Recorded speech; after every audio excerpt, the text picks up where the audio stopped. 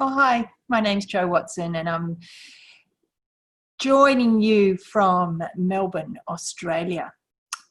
We are very much in lockdown here, unlike my wonderful friends and colleagues across the ditch. I'd like to begin by acknowledging the traditional owners of the lands that we're all joining this webinar from. For me, those lands are the Wurundjeri people's lands, the Wurundjeri people of the Kulin Nation. I recognise the Wurundjeri people in particular, their particularly strong connection to the lands on which I sit, and I pay my respects to their elders past, present and emerging. And I'd also like to acknowledge that sovereignty in Australia has never been ceded. It always was and it always will be Aboriginal land. So welcome to this webinar on informal communicators. We're asking that question, are we listening? As I said, I'm Dr. Jo Watson and I'm a senior lecturer at Deakin University here in Australia, where we are very much in lockdown. I just wanted to start off by quickly demonstrating some of my wonderful masks that I've had shared with me from my neighbours. Look at this beautiful one. That's one of my faves. Then there's this one. And then this fantastic one that a friend of mine whose son has autism, and she didn't create this, I created it, but was her idea. He has difficulty with the feeling of the elastic behind his ears. So we came up with this idea where we would attach the mask to his favourite hat. And this just happens to be my favourite beanie. So when I crocheted this, I attached my mask to it. Anyway, just a little bit of sharing with you our lives here in lockdown in Melbourne, where it's compulsory to wear a mask outside. So moving forward, what are we going to do over the next hour or so? Hopefully I can contain myself to that. What we'll do is introduce, I'll spend a little bit of time introducing this seminar series, or this series of professional development, I guess we could call it. I'll spend a little bit of time understanding the talking about the human communication continuum. I am very aware that many of you are speech language pathologists, and so this will be something that's not new to you, but I think it's a very foundational concept when we're talking about informal communicators. We'll talk about informal communication. I will introduce you to some communication support strategies that I think are really useful that have come out of my research, so fairly hopefully some new ideas for you to take away and absorb into your practice. And we'll just talk a little bit about some case studies of some people that I've worked with along the way. So without further ado, let's move on. Now, we began this journey a couple of weeks ago with a discussion on Facebook. Many of you have engaged with this conversation, and it's been fantastic. So I'd just like to go through and summarise some of the learnings that I had along the way around this Facebook discussion. If you haven't had time to participate in this discussion, that's absolutely fine. It was just a way of kicking off this conversation that we're having. So the idea of this series of events is to finish off on August 10th at 12 o'clock with a workshop. So what I'd like you to do is, throughout my rabbiting on today, have a think about what you'd like to bring to the workshop. And I'm going to give you some homework right at the end. So, so stay tuned for that. So the first question we asked was, is there a role for AAC in everyone's life? And it was really very clear. There was a clear consensus that absolutely there is. There is a role for AAC in everyone's life. I think what came out of the discussion, though, was that there was also, although that there was a recognition that AAC is a universal construct and something that's useful for everyone, this is not necessarily reflected in practice.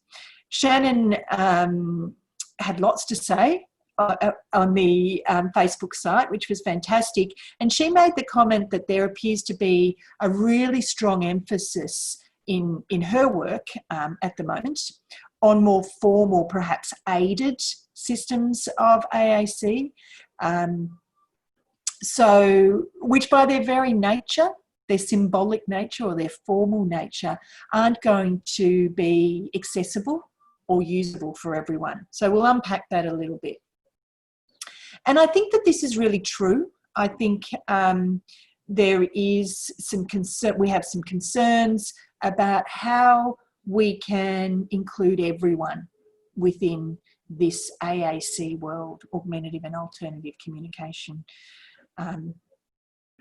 world. So moving on, our next question was, so if AAC is for everyone, if this is a concept that is useful for everyone, what does it look like for this group of people? And you came up with some great ideas. There was some really fantastic discussion. We talked about gestures, facial expression. We talked about the speed and the sharpness even of breath. We talked about eye gaze, eye squinting, staring. So many different forms of communication we talked about. One of the things that came up for me in this discussion was that fantastic conversation around bio songs. And I think it was Shannon again, she talked about this idea that of tuning in to our physiological selves. And by doing so, hearing people's preferences and likes and states of well-being. So there was a fantastic TED talk that she referred us to. So I'd encourage you to go back to the Facebook site and have a look at that if you're interested. I just thought it was a fantastic TED talk and really provoked some wonderful thinking. The other thing that I liked was, Carolyn, I think that you spoke about sometimes when you're at work and you might be in the office and you're listening out to what's going on with people, the people that you support, and you can pick up so much of what's going on by the different pitches, different sounds, different even bangs on the table, how hard someone bangs something on the table. So we gather so much information through informal communication systems. And that discussion was particularly enlightening for me. So our next question then was, what is in our kit? What is in our kit, our tool bag? And what was really clear was that we all agreed that what we need is a way of documenting, a way of collecting all this information about how people communicate and making it accessible to all communication partners. So we talked about personal communication dictionaries, which I'm sure many of you or most of you are very familiar with, where it's just simply a table where we have in one column what someone might be doing. So they might squint their eyes really intently and look at someone. What we think that that might mean is the second column. What's really important in that second column is that we come up with what we think it might mean collaboratively as a group. Because as many of you said, I think it was you, Jess, said we can, you know, there's so many different interpretations of informal communication. And then the final column is what we should do about it, how we should respond to that expression of preference or dislike. So I thought that was a great discussion. The thing that really seemed to be missing for people is how do we effectively collate all this information and then get it out there so it becomes a really effective AAC system. And that also, that idea of what is an AAC system was reflected not only in our discussion around the first question, but here as well, because what was coming up is that, well, what we're seeing in Australia, and I think what is happening from talking to many of my colleagues in New Zealand, that funding models are very much designed around a criteria, a base that says that you need to have this, this, this, and this before you can receive AAC services. So we need to think hard about how we're going to make sure, if AAC is for everyone, how are we going to include everyone in that funding model? So the last question we asked, well, what was missing? And I think that was probably the main thing, that this idea that funding is somehow linked to ticking a box around what AAC looks like. So I guess this whole conversation is about us turning that, for me, a myth that AAC isn't for everyone, on its head somewhat. And working out how we can make sure that not only is AAC recognised for everyone, but it's also recognised within our current funding models here in Australia and within the NDIS, but in New Zealand as well. So,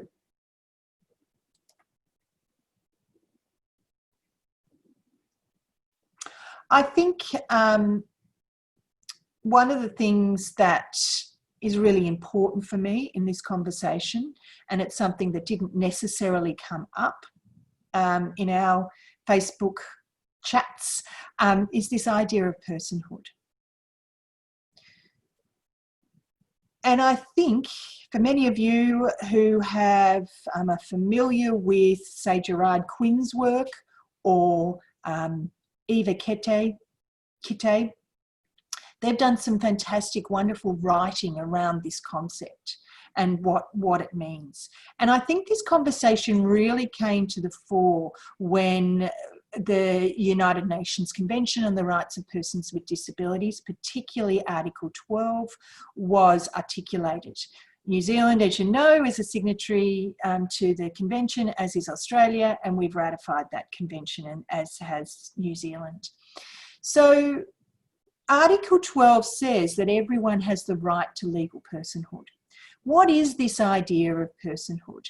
If we think about what it's meant over time, it's been very much linked to this idea of autonomy, that a person is a person because they have autonomy, that they are able to communicate their will and preference and have it carried out. Okay? So when we take that logic, where does that leave people who traditionally have been thought of as not being able to live autonomous lives, as not being able to communicate? So thinking way back, I'm not sure who this is a picture of. I think it's Aristotle, but please correct me. It could be Plato. It could be another one of those dudes. who did all that thinking in way back in antiquity. But whoever it is, it's a philosopher that thought very much about, along with his buddies at the time, about this idea of autonomy, what it meant to be an autonomous person. So if we break down that word, auto meaning self, nomi meaning governance, okay? So it's about myself governing my own life story, okay? So that's what we mean by autonomy. And it's been something that has defined personhood, like I said, since antiquity. That people, a person is able to live, to be autonomous. That's what makes a person a person.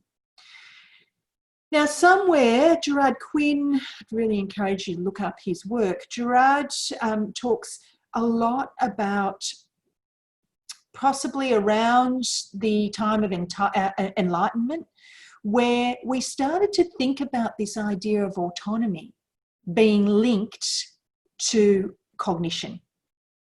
So if you weren't seen to have the cognitive capacity to, say, understand cause and effect, means end, object permanence, those cognitive, early cognitive skills, if you didn't have them, you weren't seen as being autonomous. Now, if we take that one step further, what does that mean for someone who doesn't have those skills, who isn't able, by that definition, to lead an autonomous life? So what people like Gerard Quinn, Eva Kitte, and some of my work, what we're trying to do here is to turn that idea on its head and to say that autonomy doesn't have to have anything to do with cognition. That a person can lead an autonomous life with support from those who know and love them. And so that's where this idea of supported decision-making has come from within the United Nations Convention on the Rights of Persons with Disabilities, but particularly Article 12. So that we all have this right to autonomy. The question is, how? How can everyone realise, live an autonomous life? And supported decision-making is about providing those supports to somebody to be able to live maximally autonomous lives. Now, why does this come up in this conversation about communication? It comes up because at the centre of living an autonomous life is our ability to communicate our will and preference and have that acted upon. So, many of you would be familiar with Michael Weimer's work, where he talks about this idea of autonomy or self-determination. And he says, when self-determination is interpreted strictly to mean doing it yourself, there is an obvious problem for people with significant disability, many of whom have limits to the number and types of activities they can perform independently. Okay, fairly old quote there, but I think it's something that really rings true. We need to remember that we all live self-determined lives or autonomous lives with the help of those in our lives who know and love us. Okay? And this is where we move to this concept of relational autonomy. So Jennifer Nadelsky, another great thinker in this space, she introduced this idea of relational autonomy, that autonomy isn't an individualized construct, that it's something that we achieve through support of people who know and love us. So anyone who knows me well knows that I rarely make a decision without consulting with each and every person in the room. Okay? So I have that support to be an autonomous person. But for many people with intellectual disability in particular, we ask them to jump through hoops to prove that they can make a decision or make a choice independently. We forget that everybody uses their circle of support to make decisions. And so what Jennifer says, in her definition of relational autonomy, the traditional notion of autonomy as involving self-sufficient independence and boundaries against others is unhelpful. Instead of rejecting it, autonomy can and it ought to be reframed around the idea that self-determination is consonant with the importance of the role of others in relation to that self. Okay? Fairly wordy quote, but I think it really, for me, it hits the nail on the head, that we are autonomous beings because of other people. We are social beings, okay? And our autonomy, therefore our personhood, is reflected in those relational constructs. Excuse me while I have a little bit of coffee. So I really like this, this image for personhood because I think it really highlights, well, the interconnection of people and also that this construct is very fragile as well. And for people with the people who communicate informally, the many people that you support, that I support, that construct of personhood is very, very fragile, okay? So if we think about the idea of guardianship, taking away somebody's right to make decisions, taking away someone's right to live an autonomous life, we are taking away their legal personhood. So it's a pretty big deal. And that's where, if you're interested in this conversation, I'd really encourage you to look at some of the work around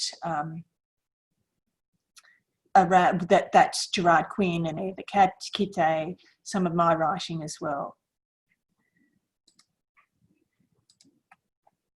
Now, Beamer and Brooks, many years ago, even before the UNCRPD had come into force, wrote this lovely little, you come across some of those, it's just a little booklet. It was called Values in Action. Well, they worked for Values in Action, and it was called Making Decisions. And this quote in there has driven so much of my work because it just hit the nail on the head for me. I'd been working in AAC for many, many years here in Australia, in China and Hong Kong and in the USA. And there had been this constant conversation about who was in and who was out in terms of self-determination. And it didn't sit well with me. And I was uncomfortable with this idea that there was a group of people who couldn't live autonomous lives and those that could. And it really came down to this idea of cognition, that cognition was linked to our ability to live autonomous lives. So it really rang true for me, this quote: the starting point is not a test of capacity, but the presumption that every human being is communicating all the time, and that this communication will include preferences. Preferences can be built up into expressions of choice, and these into formal decisions. From this perspective, where someone lands on a continuum of capacity is not half as important as the amount and type of support they get to build preferences into choices. So this is all about your role, my role as supporters of someone, to have their will and preference heard and responded to. So it's turning that idea of testing individual capacity on its head. So I think it's important that we have this conversation about the human communication continuum. And as I said before, many of you will be very aware of the communication continuum as speech and language pathologists, but I think it's an important foundational concept. So human communication exists on a continuum, all right? That all humans communicate, and we all communicate along this continuum. So if I think about my own communication, I'm communicating at the moment using symbols, and I'm communicating intentionally. I've intentionally sat down to talk to you. My language is symbolic and it's intentional. So going that way to, along the continuum, if we look at this unintentional communication, I want you to think about some of the people that you support who may not qualify or tick the box for augmentative and alternative communication under our current funding constructs. A person who communicates unintentionally is somebody who doesn't appear to understand that their action, their communicative action, has a purpose. So we all communicate unintentionally. I'm going to give you an example of how I might have done that this morning. When the alarm went off, I rolled over in bed, very grumpily. And when my partner spoke to me, I rolled back over. Again, I wasn't interested in having a conversation. Now, I don't believe that communication was, well, I know it wasn't intentional. I didn't intentionally mean to be rude, but I was responding to my tiredness, a physiological reaction in my body that I wanted to go back to sleep, okay? Was I communicating? Absolutely, I was communicating. I was communicating a message. I need coffee before I move, okay? So he goes and makes the coffee, comes back with the coffee. Can you see that? And all is good with the world. I was definitely communicating, but I was communicating unintentionally. Okay, so when we think about, say, a newborn baby, where a baby might cry because they've got some discomfort in their nappy. A parent might come and change that nappy. The crying stops. Now, if you ask any parent, they would say, and I would, if I asked them, is that baby communicating? Of course they're communicating. Of course they are, they would say. But are they communicating intentionally? No, they're not. But that communication is still really, really important. And then as dad changes the nappy night after night after night, you know, there becomes a little bit of a tickle. That communication, or that cognitive ability to make that communication intentional, changes over time. Okay? Now, if we look at the middle of this continuum, this is where somebody recognises that their communication has purpose, that if I stare at the coffee cup for long enough, someone might even give me that cup of coffee. However, this communicator is not communicating in a formal way or a symbolic way. They're not using words, they're not using letters, they're not using sign for coffee, but they are looking at the real object, okay? So they're intentional, but they're not formal. They're not using symbols to represent this. So that's the communication continuum. And for many of the people we support, they may never move from that unintentional communication. And that is where the danger is of them being left out of the picture. So if we think about that almost hierarchy of personhood that I talked about before, that Gerard Quinn talks about, where there is a cutoff cognitively in some people's minds, many bioethicists' minds, that a person becomes a person when they are able to intentionally communicate. So we have a danger here for the people we support, that there is some schools of thought that would say that these people are not people. So it's pretty bloody important that we get this message across, that everyone is communicating, particularly if that's how we define personhood. So here's an example of an unintentional piece of communication. I suspect that she might have a bit of a headache. She might have had enough of the kids. A lot of things are going on there. I suspect she's not communicating that intentionally, but she's certainly giving out a message. And then this one. So let's just say he's not using any words, but he's certainly intentionally looking at his big sister and telling her that he's not happy. Not using symbols though, not using formal language. So he's communicating intentionally and informally. And then we can assume that this person is using words, okay? So symbols, formal communication. So what you'll hear me talk about is I go backwards and forwards saying symbolic communication or formal communication, informal communication, non-symbolic, okay? So here's a fella. It's not a photo of this. This photo is based on a young man that I used to work with, who, but it's not his real photo.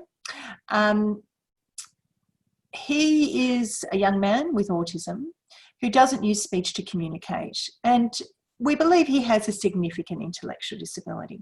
When he comes home from school, he spends a lot of time in his parents' kitchen is right next to a bit of a living space. He spends a lot of time, once he gets off the bus, jumping up and down in that living space and yelling very, very, very loudly, particularly if there's some foods like cake being cooked or some cookies, or he can smell, well, we assume that's what he is responding to. When he's given his afternoon tea, whether that be cookies or whatever, that screaming and that jumping calms down. All right, he stops doing that. It's very hard to know whether that jumping and screaming is intentional or not. But after knowing him for a long time, I believe it's not intentional. I believe he is communicating very, very clearly, but not in an intentional way. Okay. And here we have another man that, a picture of a man that I used to work with. It's not his real picture again. And this is him sitting in a beanbag kind of thing. He's someone that when he gets home from his day service, he hits his leg very, very hard, very often, when he's sitting in his wheelchair. He hits his right leg very hard. We spent a lot of time trying to work out what he was telling us through that. And we were pretty sure that he was responding to some discomfort in his leg. He'd been in his wheelchair and needed to get out and to hop in his favourite chair. So when we looked at his personal communication, when we developed his personal communication dictionary, it was very clear. We wrote very clearly when Frank hits his leg very hard, he's responding to the spasticity in his right leg. It's very uncomfortable. What you should do, help him get out of the chair and pop him in his beanbag, where you'll most likely see a big smile like this. So I having known Frank, I also believe that he is communicating unintentionally when he does this. He will do it regardless of if anyone's in the room or not. Okay, he's responding to a physiological reaction in his body, and that then becomes communication, because somebody in the room, someone in his life knows him well and knows that that means he's uncomfortable. So who are we focused on then? We're focused on people who communicate informally or non-symbolically. They do not use formal symbols such as speech, symbols, sign, or the written word to communicate. They communicate with eyes, facial expression, body language, and behaviour. So if they want this coffee, we might get this. We might get, okay. And they rely on communication partners to have their expressions of preference acknowledged, interpreted, and acted upon. Okay, that's really very important. And they require support to understand communication. So that's what we're all on about. What does this support look like? This is a word cloud that I did of all the different words that you all came up with on the Facebook site that someone who communicates informally might use. So the slightest change in tone, I love that. Crash on the table, that was Carolyn when she was talking about being in the office and listening to what's going on out there. Repeating of sound, widening of eyes, mouth clicks. Squinting eyes, speed of voice, rejection. So what does rejection look like? Shannon talked a lot about that. Sharp inhale, smile, pressure of touch. How hard does someone press when they're giggling, murmuring? What else? Pitch of voice, raspberries. A lot of sensory-based communication. And when I look at this hodgepodge of ways of communicating, it's fantastic. However, it also concerns me. How are we going to gather all of this to make it meaningful? How are we going to present this in a way that presented within a vehicle of an augmentative and alternative communication vehicle? How can we pull all this together to make it make sense? So that documentation is really important here. Now you'll see, I think it was Shannon, she talked about the need for interesting options. When we think about some of the amazing work that people that have worked before us and are still working, people like Janice Light, Pat Miranda, Sarah Blackstone, we've got a lot that we can draw from. And one of the things that I think was very meaningful for my practice was when Pat Miranda came to Australia in about 1992, many years ago. And at that time, so I was trained as a speech pathologist at Lincoln Institute here in Melbourne in 1987. I was trained to think about people who communicated unintentionally to not be communicating. In fact, one of my first jobs with Community Services Victoria here in Victoria was to provide services to an institution where there are a lot of people with intellectual disability who didn't use speech to communicate. Now, I had to operate as a speech pathologist under a policy which said that if someone was thought to not have the cognitive prerequisites to communication, so they were unintentional communicators, I couldn't provide them with a service. So we had two services two assessments. First assessment was to ascertain whether somebody was an intentional communicator or not. And then and if they were, then we could provide them with a service. So this was the policy we were operating under. And I'm really ashamed as a young speech pathologist, I didn't question that. I just assumed that it was evidence-based. But when Pat Marendra arrived, she turned that on its head, and she introduced this idea of the participation model. And she said, everyone communicates. What we need to know is how we can support them to communicate, how we can widen their circles of support, their communication partners, and how we can give them things to communicate about. And that's where Shannon was going in her conversation on Facebook. We need interesting options for people. Often people who are living in group homes just don't have a lot of reason to communicate.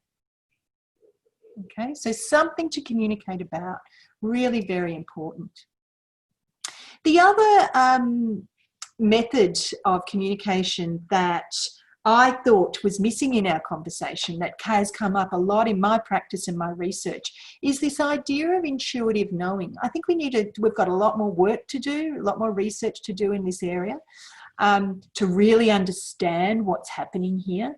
But how many people communication partners of people that you support talk about this concept? I just know what he's saying. How many mums who have known their son or daughter for 50 years can just tell you what they're communicating?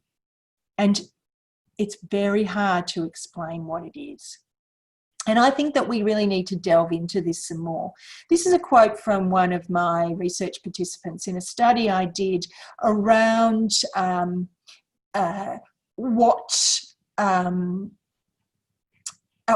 it was a study looking at how people with severe and profound intellectual disability were expressing their preference. Anyway, I like this quote. She said, "There's something about the pitch of that noise he makes. I can't explain what it is, but I just know that he's responding to the chaos in the room. It's the pitch of his hum with the speed of his huffing and puffing or something. I guess it's everything all put together. I don't know. I just know." Sounds a bit weird, doesn't it? So I think that there's a lot in that. How can we grab that information? How can we tap into that so everyone can hear this person's message? Now, the other thing that came up on this on the discussion board, which is absolutely valid and is a really important point, how do we know we're getting this interpretation right? Okay, it's a bit scary because we are in a position, a privileged position as communication partners of someone who communicates informally or perhaps unintentionally. We're in that privileged position of having to interpret their communication.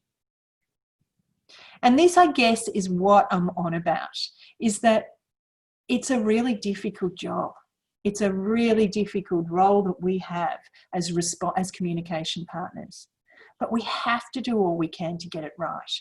And I think if you're interested in looking at Petrie, Mays and Vlaskamp's work, they've done some fantastic work around this. And they say that people supporting people with severe or profound intellectual disability are faced with a quandary. Either ignore these individuals because they cannot self-report, or obtain data from proxies that may be biased or invalid. I think I know which side of the fence I sit here. Yes, it's difficult. We might get it wrong. The proxies might get it wrong. However, we need to work out how we are most likely to get it right. And that's what this conversation is all about. So in trying to understand how to get it right, I came up with a model of what communication support can look like for people who communicate informally. And I think that there's two roles here. There's the role of the person being supported and the role of the supporter. Now, the role of the person being supported is simply to express their preference using whatever communication they have, which happens to be informal communication. The role of the supporter is to be responsive to that communication. Now, what does that look like? What does responsiveness look like? And we've broken this down into three parts.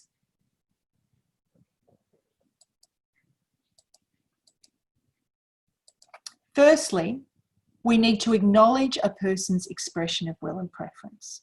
Really important. We need to acknowledge that everyone communicates and everyone is expressing will and preference.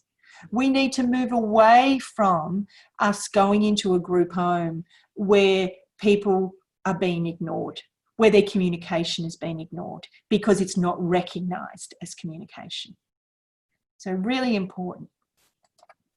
We need to then interpret that expression of will and preference, and that's where Petrie and Mays, Vlaskamp say, this is tough, this is really hard. How can we do this?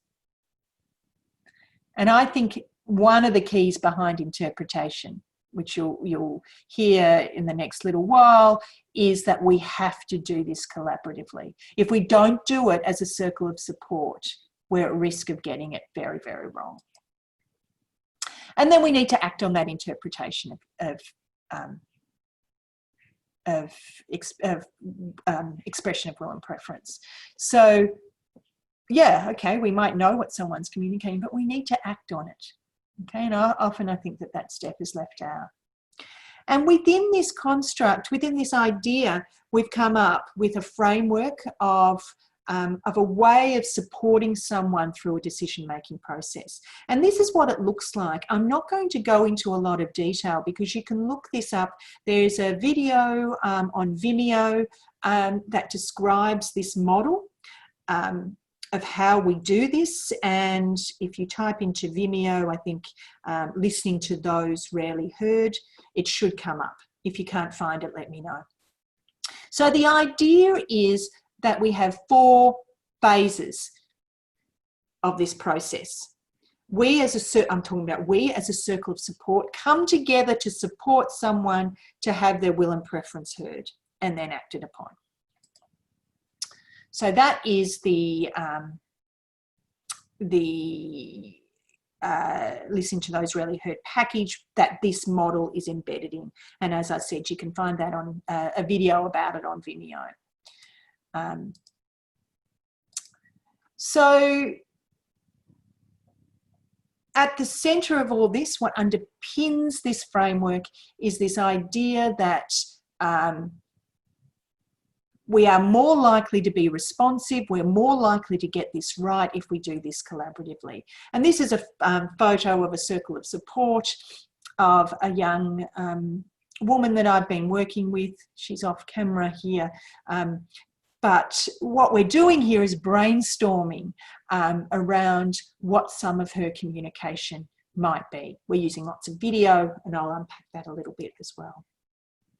The other thing that's really important is that everyone involved has a positive belief that someone communicates. What I've seen in my research is where someone does not believe someone can communicate, where they believe that an unintentional communicator is not communicating, they are less likely, or very unlikely actually, to be responsive to that person's expression of will and preference. So let me give you a few quotes here. This is a supporter who in my research was classified as being responsive, so I was able to measure her responsiveness using observational tools over time.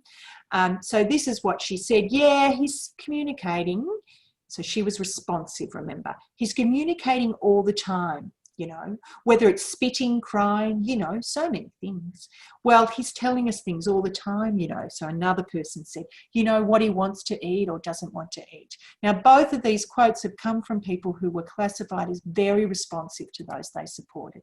These quotes, these 3 quotes, came from people who were unresponsive. They can't really tell us what things, you know, they can't tell us, they haven't got a voice to speak.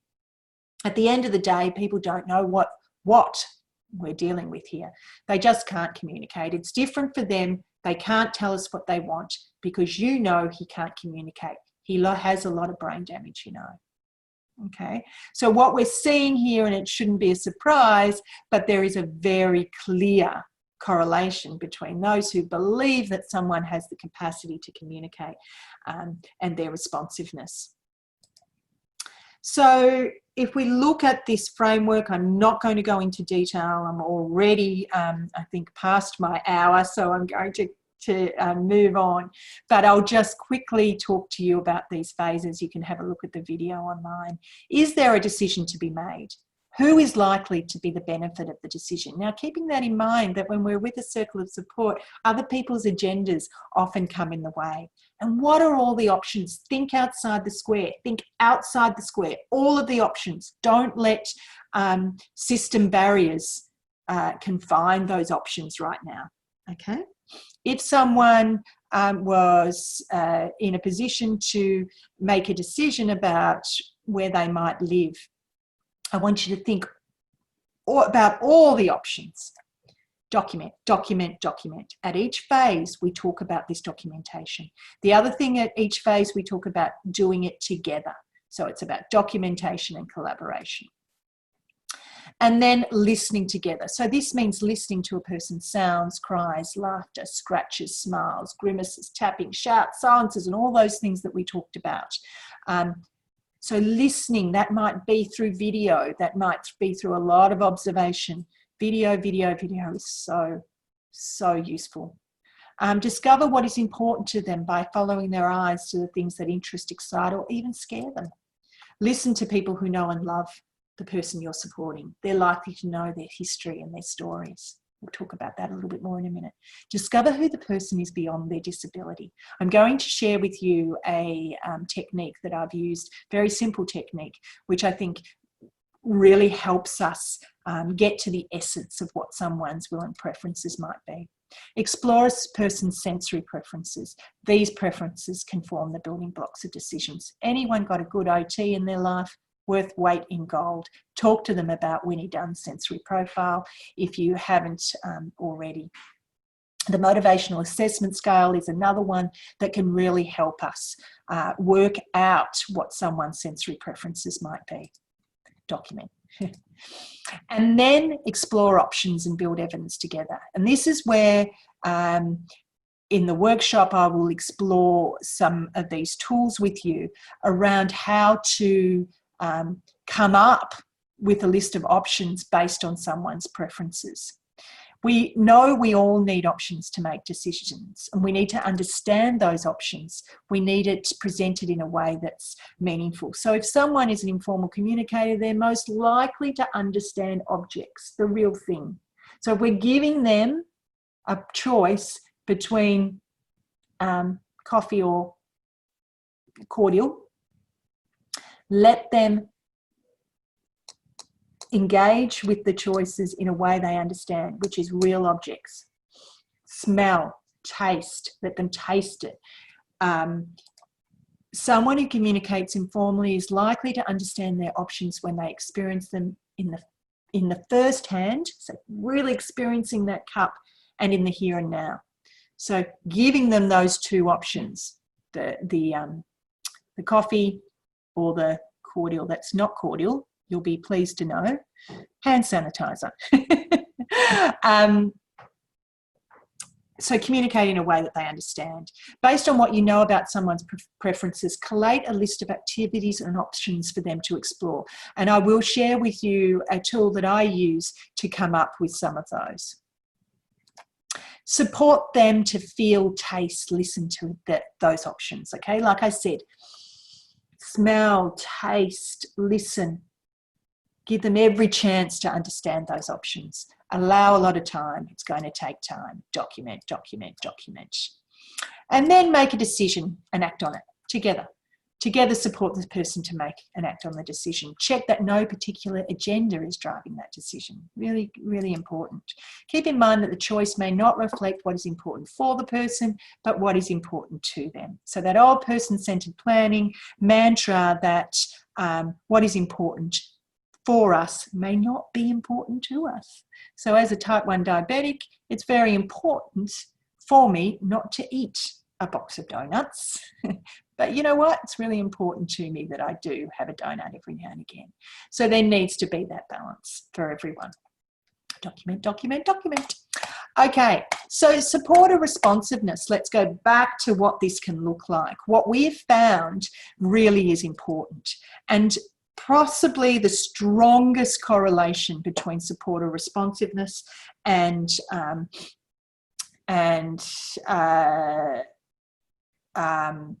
this is probably the most solid correlation, is supporter responsiveness and relational closeness. So where people are close to someone, they are more likely to be responsive to their expression of will and preference.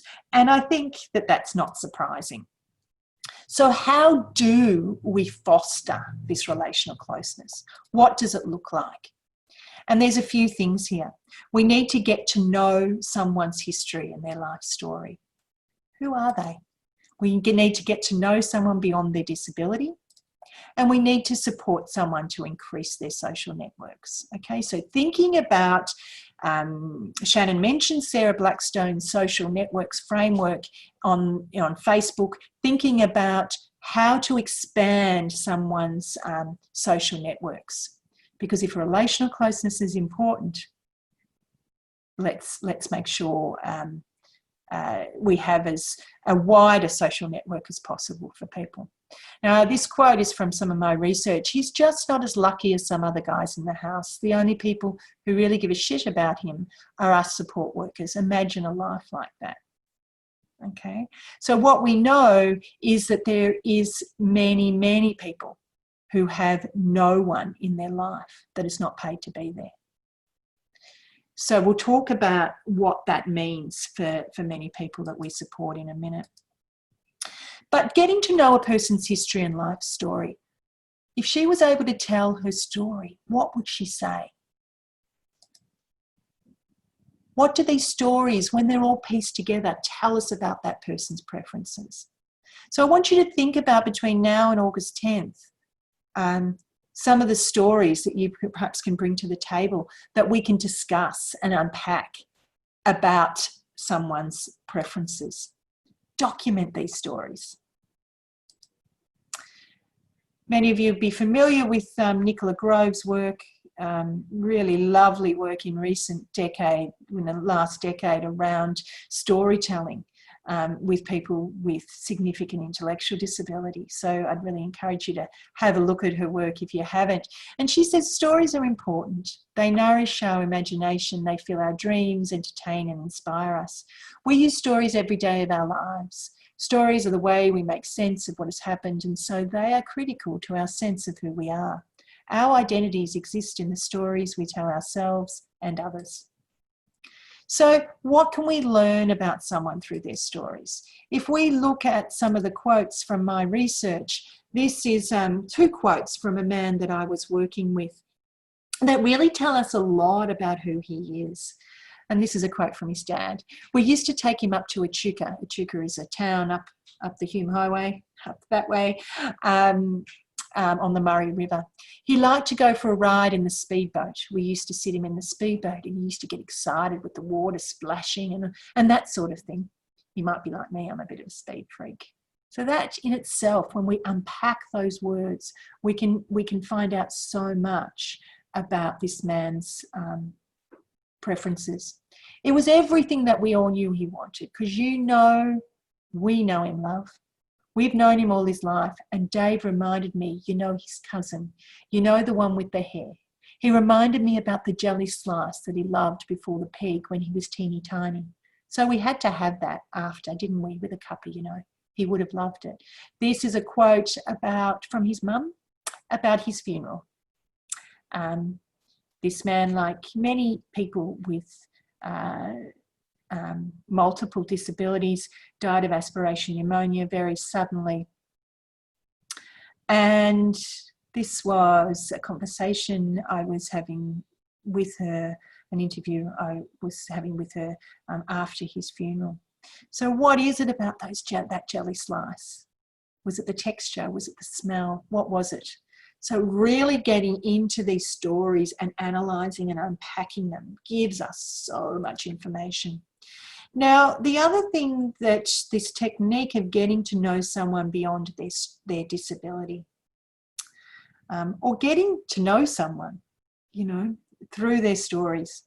This is a picture of me just showing off on a horse in the Andes in Chile, back when we could leave the country or the city or the suburb. Anyway, one of the there's a wonderful psychologist who has now since retired from Norway. Many of you might know of him, called Ling. He introduced me to this idea many years ago, and I've used it ever since. And what he says is, if we ask people who know and love someone who they are beyond their disability, we can gather so much information about their will and preference and about their likes and dislikes. So he says, let me just move on from that one. So he says to ask things like, if Kevin had control over the stereo in the bus, what would he listen to? Now, I've asked people in my studies this question, and these are some of the answers that we got. Yeah, first one. Oh yeah, he likes some like rock type music like AC/DC. Yeah, something with a bit of guts. Yeah, you're right, something with guts, loud.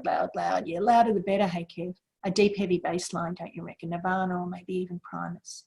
Now the irony is, they have this information about him, they have this perception of him. But this conversation's taking place in the bus on the way back from the day service to the residential service. And guess what's on the radio? Or guess what's on the car radio or the bus radio? Delta Goodrum. Nothing like this. So if we think this is something that is that his preference would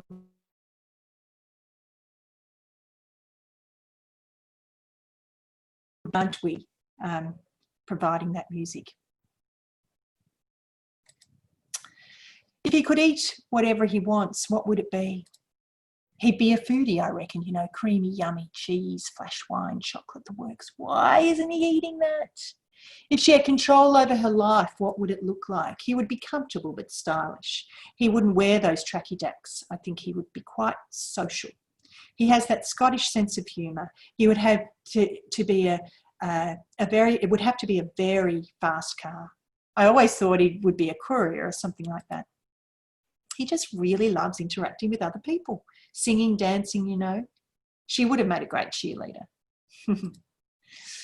So what we're seeing here is that people where we saw this relational closeness, people were more likely to see that person beyond their disability, and they were more likely to understand their stories. But what we also saw was that there were challenges to this relational closeness, particularly when people had no one else in their life that wasn't paid to be there. So we have this dilemma around professionalism, I guess. So this is a quote from a manager from one of my studies. I've told her that she shouldn't be dropping in there for a cuppa. She knows too much about Neil and his family. It's okay that she shares superficial things with them. You know, tell them about what movies she's seen, what she's got up to on the weekend, stuff like that.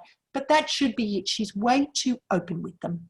I think she wants to be their friend, heaven forbid. It was decided that the pair's relationship was wrong, that such a friendship was unprofessional and crossed the boundaries of what was acceptable. So it stopped. No more meals with the family, no more days out of festive fun. This was in response to a friendship that had developed between a support worker and someone she was supporting. She would take or invite this the man that she was working with to her home for Christmas. And that's pretty much all she did. Her kids had got to know him and enjoy his company. It was a lovely relationship, but it had to be stopped. I don't know, we get all these mixed messages. You can't step over the line in terms of professional and personal stuff. I don't get it. It's impossible. I'm meant to care, but I'm not meant to care. I think that one speaks for itself. Something that's really important in my work is the use of video. Now, I'm going to spend the last bit of time we have together talking about how I've used this with my circles of support. When we think about that framework of listening, trying things out, etc., within all of those phases, we used video. I'll start with talking, I'll use this example of this man, Tom. Now, Tom, his circle of support felt that he was communicating to us, and I agreed, that he was kind of bored on the weekends. So in his residential service, he would spend a lot of time in the corner eye gouging and moaning very, very loudly. So as a circle of support, we came together to think about what activities he might be telling us he might want to do on the weekend. He had a fairly decent individualised support package, so he had a bucket of money that he could use. So what we did was go through a process of doing what I would call a preferred activity analysis, which we can talk about in the workshop a little more, unpack that a little more, where we would, and what we do is think about the many likes and dislikes he has in his life from all different perspectives, you know, what people think he likes. And we start by looking at some of the activities in his life that he likes. So one of those activities is he really enjoys being in a car and will wind down the window if he can, or hit that button and stick his head out the window, which is really, really dangerous. But when we unpack that activity, we think about what is it about that activity that it might be that he's enjoying. So, you know, we might think about the speed of the activity. It's a fairly fast activity, so maybe it's fast. He likes fast things. Is it the wind on his face? Is it just being in the car with someone else? Is it the sound of the motor? So we really very, very carefully document these things.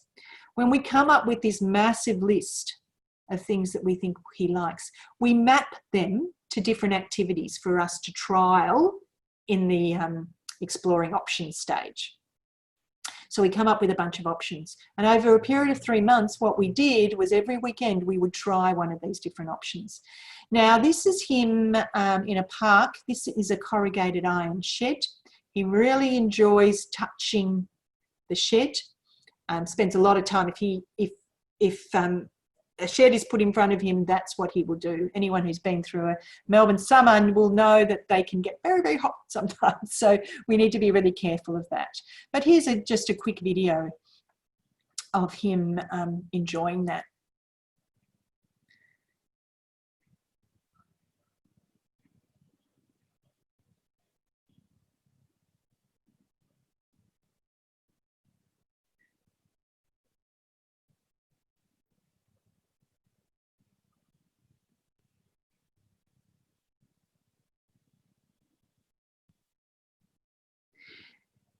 Now,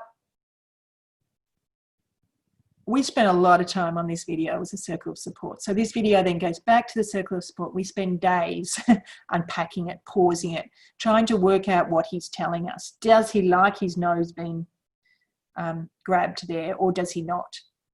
Is he wanting to get back to the shed? So we spend a lot of time pausing and stopping and this use of video is really, really useful. Some of you will be familiar with video, intensive video guidance, I think it's called. Sheridan Forster is doing a lot of work here around it, where it's a bit like Hannon, for those speech pathologists who are aware of Hannon, where we might unpack some of the interaction through video. By stopping and pausing and rewinding and arguing and trying to work out what someone might be communicating. So in this way, I'm just using video just to try and work out what someone's preferences or communication system is. So then we can grab all of that and present it in a way, in a multimedia, what I'd call a multimedia profile. And that becomes that person's AAC system. So here's another video. Oh, I'll move on from that one. Here's another video of him.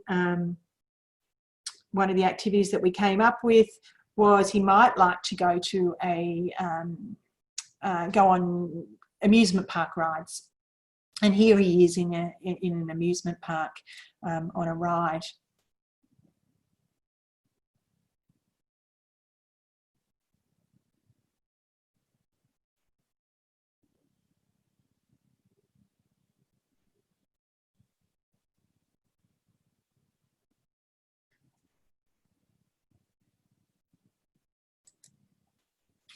There is the slightest smile there. And if you know Tom, you will know that is very, very rare.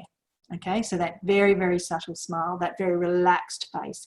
You very rarely see a face like that with Tom. And so when we came back together and showed this video as a circle of support, we were all, wow, that's something. We've hit something there. This is something he's really enjoying. Okay, so even that day we looked at the video on our iPhones and it was very clear to us that he was telling us that this is something that he might want to do again. We probably had 5 or 6 rides on that same ride, and you know, there's no question in our minds who the author of that decision, those decisions were that day. It was a Saturday, you know, we certainly didn't want to be there. And so, you know, when people say, you know, Tom can't make a financial decision, there's no question who made those decisions about how he spent his money. They were $10 a ride. So we've got lots and lots of video of him enjoying that. So this is the way that we use video. And we then, through our circle of support, we then are able to hone that all of this information into one video that we will call a multimedia profile. And there's lots and lots of ways we can do that. We could put it up on a secure web space online. So people who know him can go and visit that, so we're not losing it. We have, a few years back, we trialled using these 10-minute videos that is packed full of how someone communicates. We trialled embedding that into a shift, particularly if a casual worker came into a group home for the first time. Part of their shift, so they were paid for it, was to watch that 10-minute video. I mean, it's not going to help them get to know him completely, but it certainly is going to be a good start. Unfortunately, we couldn't continue that. We couldn't get it through. It was just a pilot. And the service that I was working with at the time said that they weren't prepared to pay the extra half an hour. So I think it's something that we can continue to keep working towards, and perhaps a bit of a published piece of research might help us get over the line around some of that policy change. Okay, so homework, should you choose to accept it. What I'd really like you to do is watch this video, the Proctor Sisters video on YouTube. So if you just go to YouTube and type in Proctor Sisters, it's a really beautiful piece. I'd really like you to watch it and come back to our workshop, and we'll have a bit of a chat about it. If you can, it would be fantastic to record some video of people you support and perhaps send that to me before we have the workshop. I think that that would be fantastic, and we could together perhaps unpack some of these things that we've been talking about today. Now, a lot of you have watched this TED Talk or TED Inspired Talk. We weren't allowed to call it a TED Talk because it was TEDx Australia, long story. But anyway, that's on YouTube. Very quick, and it really just describes in a little bit more detail the work with Tom. I want you to think about some of the people that you support beyond their disability. So asking that question, who would this person be if they had complete control over their life? What music would they listen to? What clothes would they wear? Okay, because there's a lot of rich information that we can gain there. And I want you to think about the barriers to us moving forward with this. So if we're thinking about how we can get AAC supports in everyone's life, including informal communicators, what are the barriers? And let's have a, you know, a bit of a chat about that. So just to finish off, I really would like to acknowledge the many people who participated in my research over the years. And you know, people give so generously of their knowledge and their experience, their time. It's quite incredible. And this research is especially dedicated to 2 participants in one of my studies who died.